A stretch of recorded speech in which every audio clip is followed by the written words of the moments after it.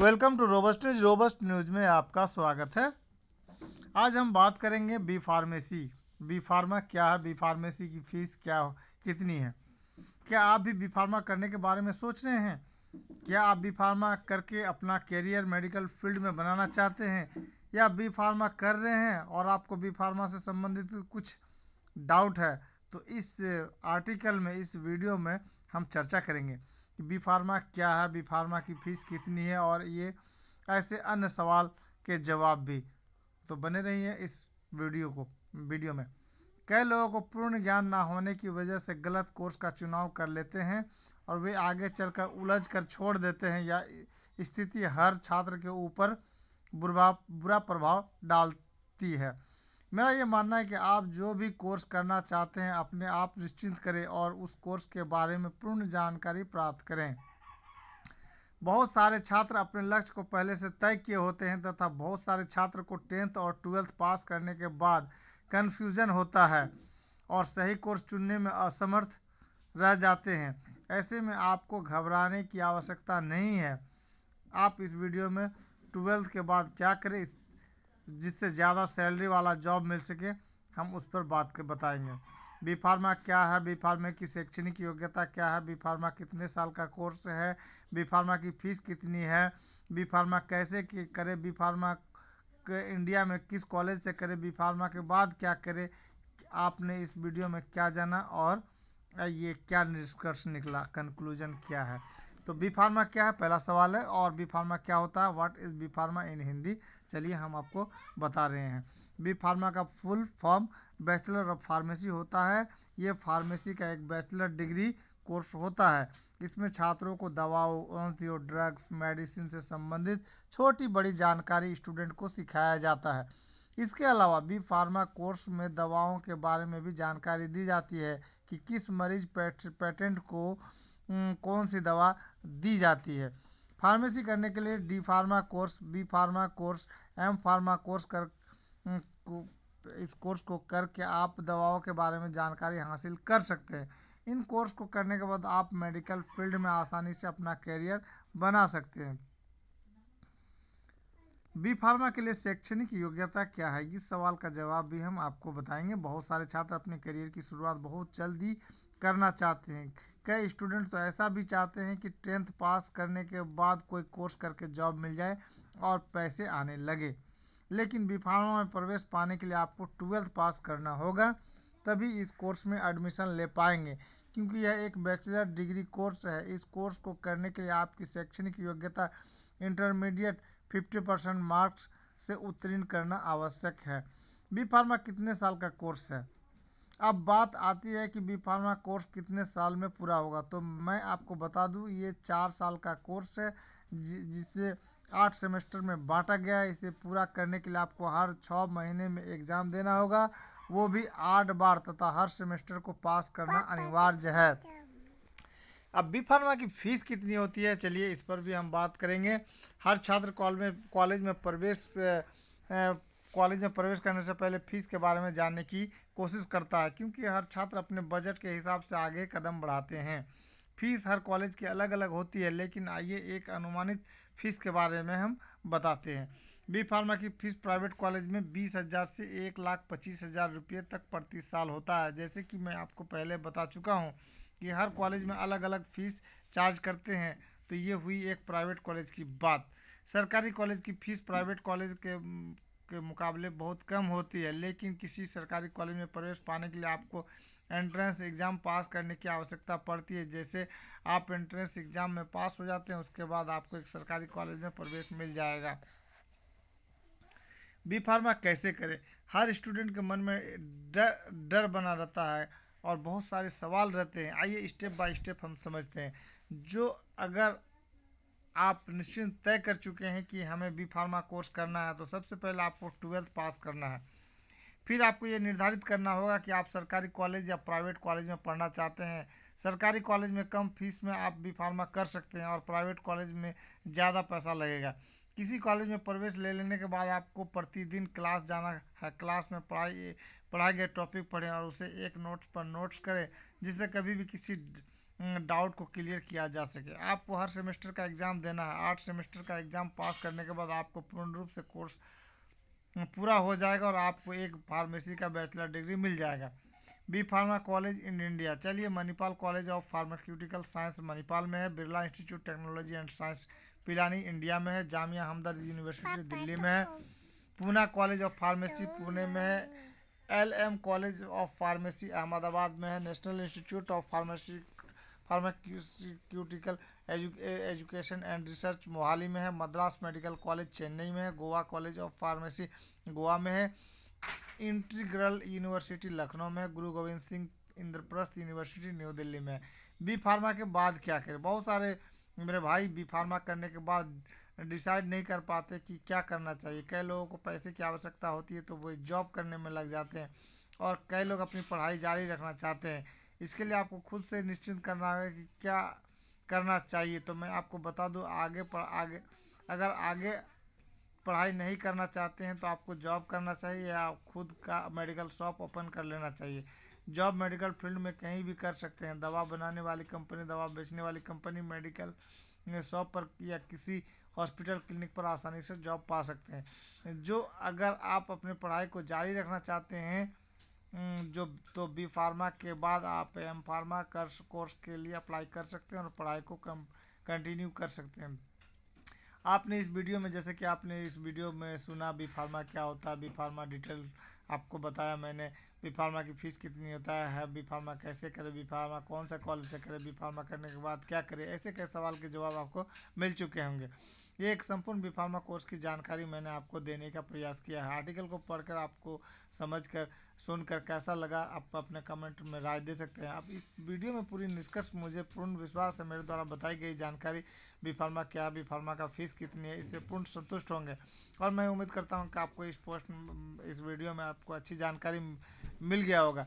अगर आपको किसी प्रकार का कोई प्रॉब्लम है या कोई जॉब चाहते हैं या इसमें पढ़ाई करना चाहते हैं या एडमिशन लेना चाहते हैं तो आप स्क्रीन पे जो एक हेल्पलाइन नंबर है उस पर भी आप कॉल कर सकते हैं। आपका दिन शुभ रहे। Thanks audience, thanks listener.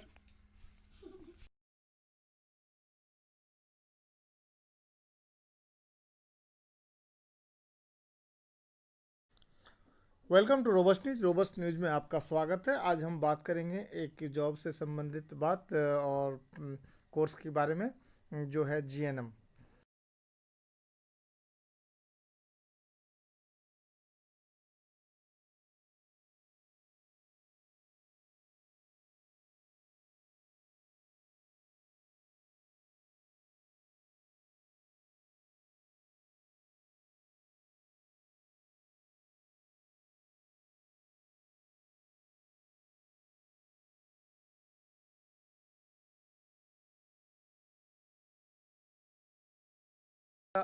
हम आपको बहुत सारी जानकारी देंगे, इसी वीडियो में देंगे। और अगर आप इस जीएनएम कोर्स के बारे में कुछ डिटेल जानना चाहते हैं या इससे संबंधित जॉब चाहते हैं तो स्क्रीन पर आपका एक हेल्पलाइन नंबर दिया जा रहा है, आप उसमें कॉल कर सकते हैं। जहां तक होगा आपको हेल्प किया जाएगा। तो बने रहिए हमारे चैनल पर। अगर आप चैनल में नए हैं तो चैनल को सब्सक्राइब कर लें और बेल आइकन को प्रेस करना ना भूलें। चैनल में बने रहने के लिए धन्यवाद। अब हम आपसे डिटेल बताएंगे कि जीएनएम कोर्स कैसे करें। जीएनएम कोर्स करने की पूरी जानकारी देंगे इसी वीडियो पर। अगर आप नर्स बनकर मरीजों की सेवा करना चाहते हैं तो जीएनएम का कोर्स करना आपके लिए सबसे बेहतरीन होगा। लेकिन क्या आपको जीएनएम कोर्स की सारी जानकारी पता है कि जीएनएम कैसे किया जाता है? नहीं पता? तो आज इस वीडियो में आपको डिटेल में जीएनएम के बारे में जानकारी पता चलेगी। तो बने रहिए। जीएनएम क्या है, जीएनएम कोर्स के फ़ायदे, जीएनएम के लिए योग्यता, स्किल, जीएनएम प्रवेश के नियम, जीएनएम कोर्स कैसे करें, कैरियर इन जीएनएम, जीएनएम के subject, GNM course detail, first year subject, second year subject, third year subject, GNM course fee, GNM college, GNM की सैलरी कितनी है, जीएनएम नर्सिंग के बाद क्या करें, जीएनएम के बाद क्या करें, और कंक्लूजन। जीएनएम कोर्स करने के लिए सबसे पहले यह जान लेना जरूरी है कि जीएनएम होता क्या है। जीएनएम का फुल फॉर्म होता है general nursing and midwifery.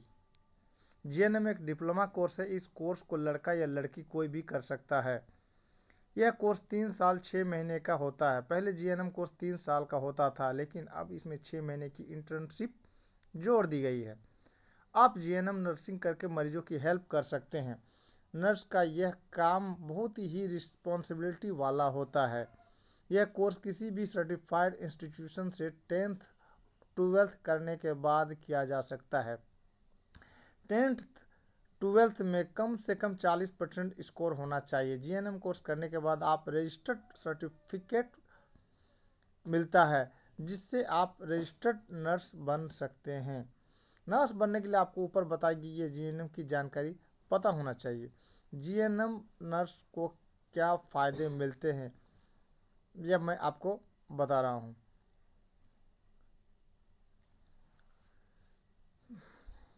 GNM course के फ़ायदे। जीएनएम का मतलब क्या होता है, लेकिन क्या आप जानते हैं जीएनएम के फ़ायदे क्या होते हैं? जीएनएम कोर्स करने के कई फ़ायदे हैं। यहाँ एक नर्स के रूप में आपको विभिन्न प्रकार के रोगियों और विभिन्न प्रकार के क्षेत्रों से निपटने के अवसर मिल सकते हैं। तो चलिए जानते हैं जीएनएम कोर्स करने के फ़ायदे के बारे में। आप यह कोर्स करके सबसे अलग कुछ बन सकते हैं। इसमें कम दिन प्रतिदिन डिफरेंट और इंटरेस्टिंग रहता है। हेल्थ केयर वर्कर्स के बीच में मेल मिलाप रहता है। इसमें आपको कई प्रकार के अवसर मिलते हैं। नर्स को फ्लेक्सिबिलिटी देने के लिए कई पार्ट टाइम पोजीशन उपलब्ध हैं। यह कोर्स करके आप सरकारी और प्राइवेट जॉब प्राप्त कर सकते हैं। सेल्फ डिपेंडेंट बन सकते हैं, यानी कि आप अपने देहाती भाषा में कह सकते हैं अपने पैरों पे खड़ा हो सकते हैं। जीएनएम बनने के लिए आपके पास रिक्वायर्ड स्किल होना जरूरी है। जीएनएम के लिए योग्यता यानी स्किल, जीएनएम प्रवेश के नियम। चलिए इस पर भी हम आपको बता दें कि जीएनएम कोर्स क्या है। यह तो आप अच्छे से ही समझ गए होंगे। दोस्तों, हर फील्ड की कोई ना कोई रिक्वायर्ड स्किल जरूरी होता है। इसी तरह जीएनएम की रिक्वायर्ड स्किल भी है। Age limit. जीएनएम भर्ती के लिए एप्लीकेंट की मिनिमम एज 17 और मैक्सिमम एज 35 होना चाहिए। एप्लीकेंट 35 साल से ज़्यादा का नहीं होना चाहिए। Education qualification. Indian nursing council की वेबसाइट के अकॉर्डिंग छात्र पीसीबी फिजिक्स केमिस्ट्री बायोलॉजी से 12th पास होना चाहिए। इसके अलावा यह भी मेंशन किया गया है कि 12th आर्ट्स और कॉमर्स स्ट्रीम के पास हुए छात्र भी जीएनएम का कोर्स कर सकते हैं। इसमें मिनिमम रिक्वायर्ड मार्क्स एक इंस्टीट्यूट से दूसरे इंस्टीट्यूट में अलग अलग हो सकते हैं। यह लगभग 40 से 50% तक हो सकता है। तो एप्लीकेंट के पास इन स्किल का होना जरूरी है, तब जाकर वह जीएनएम कोर्स कर सकते हैं। चलिए दोस्तों, अब आगे चलते हैं और जानते हैं जीएनएम का कोर्स कैसे करें। जीएनएम कोर्स कैसे करें, कैरियर इन जीएनएम। जीएनएम में कैरियर बनाने के लिए आपके पास क्या स्किल होना चाहिए तो आपने जान ली, लेकिन यह कोर्स करने के लिए आपको करना क्या है यह आपको आगे पता चलेगा। सबसे पहले 12th क्लास पास करना होगा, तभी आप जीएनएम कोर्स के लिए अप्लाई कर सकते हैं। ज़्यादातर इंस्टीट्यूट में जीएनएम की एडमिशन प्रोसेस डायरेक्ट होती है। जीएनएम में स्टूडेंट को 10th 12th बोर्ड एग्जामिनेशन में लाए गए मार्क्स के बेसिस पर सीट मिलती है, जबकि कुछ रिप्यूटेड और प्राइवेट इंस्टीट्यूट्स एडमिशन में स्क्रीनिंग टेस्ट और इंटरव्यू प्रोसेस भी रखती है। इस तरह आप जीएनएम के लिए अप्लाई कर सकते हैं। अप्लाई करने के बाद आपको जीएनएम कोर्स में जो सब्जेक्ट पढ़ने होंगे वे नीचे दिए गए हैं, या हम इस प्रकार आपको बता रहे हैं जीएनएम के सब्जेक्ट। जीएनएम कोर्स करने के लिए आपको ये हम डिटेल में बताएंगे सब्जेक्ट के। चलिए जीएनएम कोर्स और जीएनएम सिलेबस के बारे में आपको थोड़ी सी जानकारी दे देते हैं। फर्स्ट ईयर में जो सब्जेक्ट होता है anatomy and physiology, microbiology, fundamental of nursing, first aid, community health nursing, health education, nutrition, personal and environmental hygiene, psychology and sociology. अब सेकेंड ईयर्स के सब्जेक्ट बता रहे हैं आपको। Medical, surgical nursing, pharmacology, psychiatric nursing. Third years के subject हैं paediatric nursing, advance community health nursing, midwifery and gynaecology. इस course में थ्योरेटिकल नॉलेज के साथ साथ आपको प्रैक्टिकल नॉलेज का एक्सपीरियंस होना बहुत ज़रूरी है। इसके बाद इन कोर्स को पूरा करने के बाद छात्रों को 6 महीने की इंटर्नशिप करनी होती है, जिसमें वार्ड मैनेजमेंट, पेटेंट की देखभाल और क्लिनिकल नर्सिंग प्रैक्टिस आदि आता है, जो कि इस इंटर्नशिप प्रोग्राम के पार्ट्स हैं। यह तो सब्जेक्ट जो आपको जीएनएम कोर्स करने के दौरान पढ़ना होगा। अब जीएनएम कोर्स का फीस के बारे में आपको बता दें, अगर आप जीएनएम कोर्स कर रहे हैं तो आपके लिए आपको हर साल यानी कि 3 साल तक फीस भरनी होगी। जीएनएम की फीस 23,000 से 1.5 लाख तक है, जो कि प्रत्येक साल की होती है। तो अब आप जीएनएम कोर्स फी के बारे में जान गए होंगे। अब आपके मन में सवाल आ रहा होगा कि यह कोर्स कहाँ से करें, कौन सा कॉलेज इस कोर्स के लिए सही होगा। तो जीएनएम कॉलेज के बारे में आपको थोड़ी सी बता देते हैं जानकारी। जीएनएम करने के लिए ऐसे बहुत से टॉप कॉलेज हैं जहां से आप यह कोर्स कर सकते हैं। निम्स यूनिवर्सिटी जयपुर राजस्थान में है। शारदा यूनिवर्सिटी ग्रेटर नोएडा उत्तर प्रदेश में। अलीगढ़ मुस्लिम यूनिवर्सिटी अलीगढ़ में है। और Christian medical college Vellore Tamil Nadu में है। Institute of post graduate medical education and research ये इपगम्बर एंड कोलकाता में है। नोएडा इंटरनेशनल यूनिवर्सिटी गौतम बुद्ध नगर है। रयात भारत यूनिवर्सिटी है मोहाली में है। और रविंद्रनाथ टैगोर यूनिवर्सिटी भोपाल में है। Government medical college and hospital Chandigarh में है। Maharashtra institute of medical science ये विजयनगरम में है। चलिए, Indira Gandhi institute of medical science ये पटना में है। इस कोर्स को करने के बाद अब आपकी जॉब लग जाएगी तो आपकी सैलरी क्या होगी, चलिए इस पर भी हम बात करेंगे। जीएनएम की सैलरी कितनी है। अब सबसे इम्पोर्टेंट बात है जो कि आपकी सैलरी। भारत में एक फ्रेशर नर्स की एनुअल सैलरी लगभग 2.5 से 3.5 लाख रुपए की हो सकती है, जबकि एक ज़्यादा एक्सपीरियंस नर्स 7.5 लाख से 8.5 लाख रुपये ईयरली कमा सकती है। आप जितने ज़्यादा एक्सपीरियंस होंगे उतनी ही ज़्यादा सैलरी भी अर्न कर सकेंगे। यानी कि ये सैलरी का चक्कर आपके एक्सपीरियंस पे है, आपके हाथ की सफाई पर है कि आप कितना एक्सपर्ट हुए हैं। आपकी सैलरी कई फैक्टर पर डिपेंड करती है, जैसे work experience, field education, place profile आदि। अगर आप जीएनएम बन जाते हैं तो आपको इतनी सैलरी जरूर मिलेगी, हम आशा करते हैं। जीएनएम बनने के बाद आप बहुत सी फील्ड में वर्क कर सकते हैं। जीएनएम नर्सिंग के बाद क्या करें दोस्तों, क्या आपने कभी सोचा है कि जीएनएम नर्सिंग करने के बाद आप कितनी तरह की फील्ड में काम कर सकते हैं? क्या इसके बारे में आपको नहीं पता है? तो जानते हैं जीएनएम नर्सिंग के बाद आपके सामने करियर के कितने रास्ते खुले हैं। जीएनएम के बाद क्या करें, जब आप किसी भी मान्यता प्राप्त इंस्टीट्यूट से यह कोर्स कर लेते हैं तब आपको जीएनएम का रजिस्टर्ड सर्टिफिकेट मिल जाता है, जिससे मेडिकल साइंस में आप कदम रख सकते हैं। इसके अलावा एक बार इस कोर्स को कर लेने के बाद आप कई तरह की गवर्नमेंट और प्राइवेट जॉब करने के काबिल हो जाएंगे। आज हर प्राइवेट और गवर्नमेंट हॉस्पिटल में जीएनएम की ज़रूरत बनी रहती है। जीएनएम कोर्स करने के बाद आप किसी भी प्राइवेट या गवर्नमेंट हॉस्पिटल में जॉब के लिए अप्लाई कर सकते हैं। शुरुआत में आप अपनी काबिलियत के बेसिस पर इस फील्ड में 10 से 20,000 रुपये पर मंथ से अपने करियर शुरुआत कर सकते हैं। ये कोर्स करने के बाद आप गवर्नमेंट हॉस्पिटल में नर्स के लिए निकलने वाली वैकेंसी के लिए अप्लाई कर सकते हैं, जॉब प्राप्त कर सकते हैं। अब कंक्लूजन क्या आता था, चलिए कंक्लूजन पर बात करते हैं। तो यहाँ आपने जीएनएम बनने की पूरी जानकारी प्राप्त की। यह वीडियो आपको कैसा लगा, हेल्पफुल है या नहीं? अगर हेल्पफुल लगे तो आप शेयर करना ना भूलें अपने दोस्तों में। और अगर किसी और तरह का जानकारी चाहिए तो आप कमेंट बॉक्स में कमेंट कर सकते हैं, या स्क्रीन पे जो मोबाइल नंबर दिया जा रहा है आप उस पर कॉल कर सकते हैं। जीएनएम कोर्स करना कठिन नहीं है। अगर आप मेहनत करेंगे तो जीएनएम बनने का आपको जो सपना है उसे ज़रूर पूरा कर सकेंगे। इस पोस्ट में आपने जाना जीएनएम क्या है, जीएनएम बनने के लिए क्या करना होगा, जीएनएम बनने के क्या फ़ायदे होते हैं, जीएनएम कोर्स करने के लिए स्किल क्या होना चाहिए, यदि आप जीएनएम कोर्स करते हैं तो इसकी फ़ीस क्या होगी, आपको जीएनएम कोर्स करने के लिए के कॉलेज भी जाने कहाँ जाने होंगे, जीएनएम को कितनी सैलरी मिलती है, इसके साथ ही जीएनएम कोर्स करने के बाद आप किन फील्ड्स में जॉब कर सकते हैं, ये आपने जाना। अगर यह पोस्ट आपको काम आई हो तो कमेंट करके बताएं। आप आपको कोई सुझाव है तो वह भी हमारे साथ शेयर करें। अगर इस पोस्ट में हमने कोई गलती किया है या कुछ आपको समझने में आसानी हुआ, मैं भी एक इंसान हूँ, हो सकता है कि हमसे कोई वर्ड्स बोलने में मिस्टेक हुआ हो, तो उसके लिए हम सॉरी बोलते हैं, क्षमा कर चाहते हैं। और अगर आपको कोई जानकारी चाहिए तो कमेंट बॉक्स पर कमेंट करें। आपका दिन शुभ रहे। Thanks audience, thanks listener.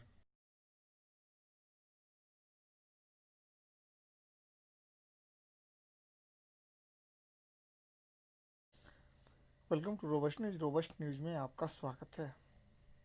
आज हम बात करेंगे कुछ रोजगार की बातें। तो सबसे पहले चलते हैं आपको मेडिकल लाइन्स में ओटी टेक्नीशियन का कोर्स। ओटी टेक्नीशियन कोर्स कैसे करें, कैसे बने, इसके बारे में हम आपको पूरी जानकारी देंगे। अगर आप भी जानना चाहते हैं ओटी टेक्नीशियंस कैसे बने, तो आप इस वीडियो को अंत तक देखें। ओटी टेक्नीशियन कैसे बने इसके बारे में सारी जानकारी आपको इस वीडियो में मिलेगी, जिससे कि आप ओटी टेक्नीशियन के बारे में, ओटी टेक्नीशियन के तौर पर सफल करियर कैसे बना सके। इस आर्टिकल में, इस वीडियो में हम आपको ओटी टेक्नीशियन कोर्स और बेस्ट कॉलेज क्या है, ओटी टेक्नीशियन में करियर स्कोप क्या है, इसके बारे में हम विस्तार से चर्चा करेंगे। बने रहिए चैनल पर। किसी भी कोर्स को करने के लिए सबसे पहले दिमाग में यही सवाल आता है कि इस कोर्स का स्कोप क्या है, क्या इस कोर्स के बाद हमें अच्छी नौकरी मिल पाएगी या नहीं। ओटी टेक्नीशियन में कैरियर की बात करें तो आज के समय में इसकी बहुत ही ज़्यादा डिमांड है। किसी भी रोगी और सर्जरी करने में सर्जन का अहम रोल होता है। सर्जरी के दौरान ओटी टेक्नीशियन ही डॉक्टर की मदद करता है, इसलिए ओटी टेक्नीशियन काफ़ी महत्वपूर्ण व्यक्ति होता है। वर्तमान समय में हॉस्पिटल और क्लिनिक की जनसंख्या बढ़ रही है। दिन प्रतिदिन नए नए हॉस्पिटल और नर्सिंग होम खुलते जा रहे हैं। इन हॉस्पिटल में डॉक्टर की मदद के लिए ओटी टेक्नीशियन की ज़रूरत होती है। इस प्रकार आप ओटी टेक्नीशियन की डिमांड के अनुसार इससे अच्छा करियर बना सकते हैं। लगभग हर मेडिकल कोर्स की खास बात यह है कि मेडिकल फील्ड में रोज़गार या नौकरी बहुत ही आसानी से मिल जाती है। इसी तरह ओटी टेक्नीशियन में भी आप आसानी से नौकरी पा सकते हैं। ओटी टेक्नीशियन क्या है ये भी जान लीजिए। ओटी टेक्नीशियन का पूरा नाम ऑपरेशन थिएटर टेक्नीशियन होता है। यह पैरामेडिकल का कोर्स है। इसके अंतर्गत डिप्लोमा इन ओटी टेक्नीशियन और बीएससी इन ओटी टेक्नीशियन के कोर्स होते हैं। बीएससी ओटी टेक्नीशियन के बाद आप एमएससी ओटी टेक्नीशियन भी कर सकते हैं। BSc OT technician course bachelor degree course होता है। इसकी अवधि 3 से 4 वर्ष होती है।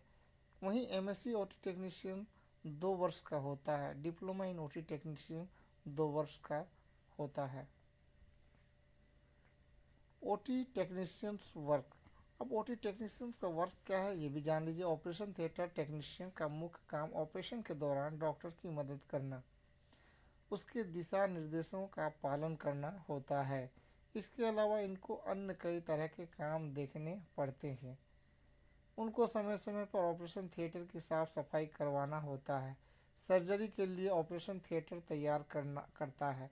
इसके अलावा ऑपरेशन से रिलेटेड सारे उपकरण तैयार करना, ऑक्सीजन सिलेंडर और नाइट्रोजन सिलेंडर सेक्शन मशीन की जांच करना होता है। वो ऑपरेशन थिएटर से रिलेटेड सारे काम देखता है। OT technician course, diploma in OT technician, BSc या bachelor in OT technician, MSc या master in OT technicians. OT technicians course की फ़ी क्या है। ओटी टेक्नीशियंस कोर्स की फ़ीस सरकारी कॉलेज में कम होती है। प्राइवेट कॉलेज की फ़ीस डिप्लोमा कोर्स की 40 से 50 हज़ार रुपये प्रति वर्ष हो सकती है। किसी में ज़्यादा होती है, किसी में कम होती है। बीएससी ओटी टेक्नीशियंस की फ़ीस 50 से 70 हज़ार रुपये प्रति वर्ष के आसपास होती है। ये घटता बढ़ता भी है हर स्टेट के अनुसार। ओटी टेक्नीशियंस के सिलेबस, इसके अंतर्गत anatomy, bio chemistry, physiology, clinical biochemistry, clinical pathology, microbiology, serology, virology, haematology और blood banking, parasitology operation theatre management, operation theatre planning आदि के बारे में पढ़ाया जाता है। ऑपरेशन थिएटर टेक्नीशियन क्वालिफिकेशन, अगर आप ऑपरेशन थिएटर टेक्नीशियन बनना चाहते हैं तो आप 12वीं साइंस सब्जेक्ट से हों। OT technician admission, OT technician course में सरकारी कॉलेज में एडमिशन के लिए प्रवेश परीक्षा से गुजरना होता है। इस परीक्षा को क्वालिफाई करने पर ही गवर्नमेंट कॉलेज में एडमिशन मिलता है। प्राइवेट कॉलेज में एडमिशन 12वीं में पास अंकों के आधार पर या डायरेक्ट भी हो जाता है। Best of OT technician college, Shivalik institute of paramedical and technology Amritsar में है। सुमनदीप विद्यापीठ यूनिवर्सिटी वडोदरा में है। Anand institute of medical science Ludhiana में है। इंस्टीट्यूट ऑफ पैरामेडिकल टेक्नोलॉजी नई दिल्ली में है। एसडीटी यूनिवर्सिटी गुड़गांव में है। रुहेलखंड मेडिकल कॉलेज बरेली में है। जेएसएस मेडिकल कॉलेज मैसूर में है। महेंद्र गायत्री मेडिकल कॉलेज बरेली में है। श्री राममूर्ति मेडिकल कॉलेज बरेली में है। ईरा मेडिकल कॉलेज लखनऊ में है। तीर्थकर महावीर यूनिवर्सिटी मुरादाबाद में। Awadh institute of medical technology Lucknow में है। Balaji institute of paramedical science Jabalpur में है। एनआरआई मेडिकल कॉलेज गुंटूर में है। Tripura institute of paramedical science Tripura में है। गंगा सिल स्कूल ऑफ नर्सिंग बरेली में है। ओटी टेक्नीशियन सैलरी, चलिए अब सैलरी की बात कर ले। एक ओटी टेक्नीशियन की शुरुआती सैलरी 8 से 12 हज़ार रुपये प्रति माह होती है। अनुभव होने पर 50 से 60 हज़ार और लाख रुपया और 2 लाख रुपये आगे बढ़ता ही चला जाता है। खबर आपको ये कैसा लगा, ये आपको जानकारी कैसी लगी, चैनल को सब्सक्राइब करें, कमेंट में अपनी राय दें। और अगर किसी तरह का हेल्प चाहिए तो जो आप डिस्प्ले पे जो नंबर देख रहे हैं आप उस पर भी कॉल कर सकते हैं एडमिशन के लिए या जॉब से रिलेटेड प्रॉब्लम के लिए। हम जहाँ तक होगा आपको इस में जानकारी में आपको हम जहाँ तक होगा कमेंट बॉक्स में कमेंट करेंगे, हम आपको जानकारी जरूर देंगे। आपका दिन शुभ रहे। Thanks audience, thanks listener.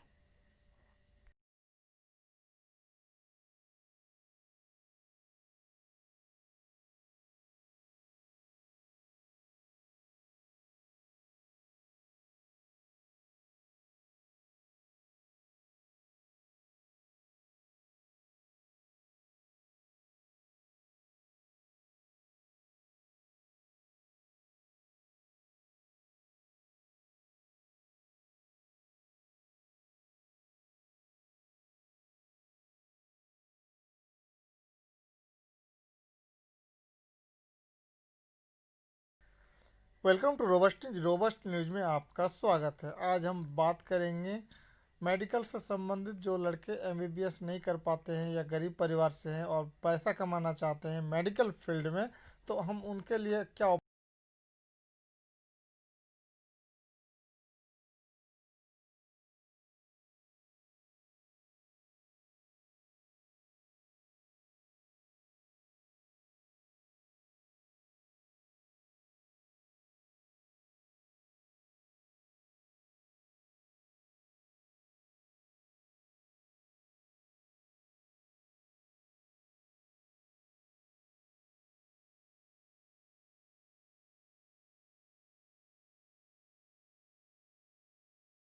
बने रहिएगा हमारे चैनल पर। अगर आप चैनल में नए हैं तो कृपया चैनल को सब्सक्राइब कर लें और कमेंट में अपनी राय ज़रूर दें। अगर आपकी दिलचस्पी मेडिकल फील्ड में है तो आप लैब टेक्नीशियन का कोर्स कर सकते हैं। इसमें बेहतर सैलरी पैकेज के साथ नौकरी पाने के ढेर मौके मौजूद हैं। अगर आप मेडिकल फील्ड में इंटरेस्टेड हैं और रिसर्च की संभावनाओं पर आप ज़्यादा ध्यान देते हैं तो आप मेडिकल लैब टेक्नोलॉजी कोर्स या लैब टेक्नीशियन बन सकते हैं। मेडिकल लेबोरेटरी टेक्नोलॉजी कोर्स कौन कर सकते हैं? मेडिकल लैब टेक्नीशियन इस कोर्स को लैब रिसर्च करने के लिए करते हैं। इस कोर्स को क्लिनिकल लेबोरेटरी साइंस भी कहते हैं। इस फील्ड में डायग्नोसिस, ट्रीटमेंट और बीमारी को क्लिनिकल लेबोरेटरी टेस्ट की मदद से दूर किया जाता है। दरअसल मेडिकल लैब टेक्नीशियन किसी बीमारी की रोकथाम के लिए फिजिशियन की मदद भी करते हैं। लैब टेक्नीशियन की ओर से किया गया टेस्ट बीमारी को पहचानने से लेकर उसके इलाज तक में सहायता पहुंचाती है। मेडिकल लेबोरेटरी टेक्नोलॉजिस्ट एमएलटी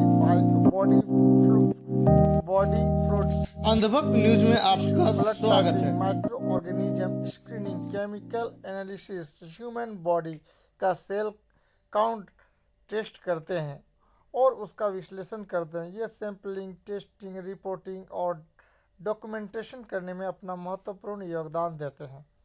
आपको बता दें कि दो तरह के मेडिकल लेबोरेटरी वर्कर्स होते हैं, टेक्नीशियन और टेक्नोलॉजिस्ट।